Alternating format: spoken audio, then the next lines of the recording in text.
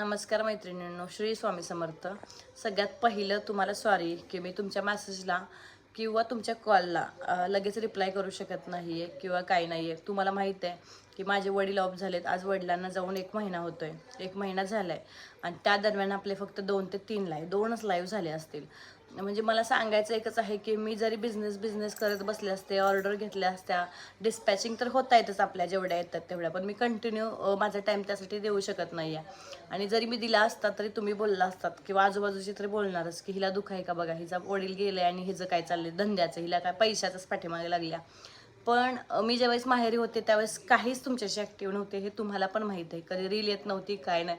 पण शेवटी माझ्या नशिबानं माझं सासर चांगलं आहे.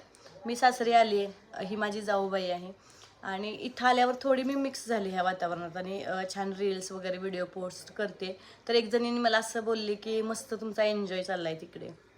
मी माझ्या आईबाप गेल्याचं दुःख तर मला आहेच, पण मला माझी फॅमिली पण आहे. ते दुःख कवटाळून बसून म्हणजे मी माझा आनंद शोधायला नको का? प्रत्येक वेळेस आठवण येते. आई बाप कसाही असला किंवा आम्ही त्यांच्याशी कसंही वागू दे, ते आमच्याशी कसे वागू दे, आमचे आईवडील तसे वागलेले नाही आहेत. ते आम्हाला फुलासारखं जपलंय, आम्ही पण त्यांना जपलंय, पण ते आत्ता आमच्या आयुष्यात नाही आहेत. पण ते दुःख खूप आहे आम्हाला. पण असं बोलून हे करू नका. म्हणजे कमेंट करताना असा विचार करून कमेंट करा की पुढच्याला किती दुःख होईल त्याचं आपल्या एका शब्दानं किंवा आपण जे काय बोलतोय त्याच्यातून. म्हणजे इथं आलेत ते की असं नाही, ते एकट्याच अशा असतात, पण आम्ही त्यांना कुठंतरी एकत्रित आणतोय कारण की त्यांचं ते दुःख विसरून म्हणजे ते आमच्यात मिक्स होतात. असे एकट्या बसल्या की ते सारख्या विचारातच असतात, म्हणून त्यांना आम्ही कुठंतरी आनंद द्यायचा प्रयत्न ज्याचं करतोय. दुःख त्याला माहीत असतं. पण कुठंतरी माझी ही फॅमिली चांगली आहे, कुठंतरी मला ते व्यवस्थित मिक्सअप करून घेतात आणि मी ते विसरायचा प्रयत्न करते.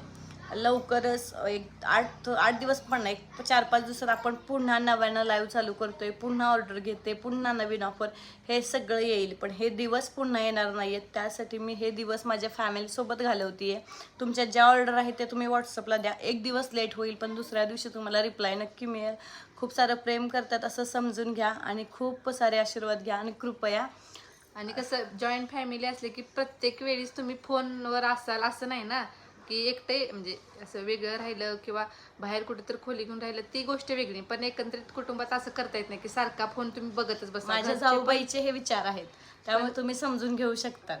असं पण नाही ना की तुम्ही मोबाईलच बघताय घ्या. घरचे पण आहेत आमच्या की म्हणणारे कोणतरी की बाबा सारखं तेच करत बसतेस का, म्हणजे त्यामुळे घरची कामं आहेत प्लीज का नाही. तुम्ही त्यामुळं सांभाळून घ्या. प्लीज सगळ्यांना रिक्वेस्ट रिक्वेस्ट आहे आहे. की अशा कमेंट करू नका की थँक्यू. जेणेकरून दुसऱ्यांना त्रास होईल किंवा आमच्या मनाला कुठेतरी लागेल. थँक्यू.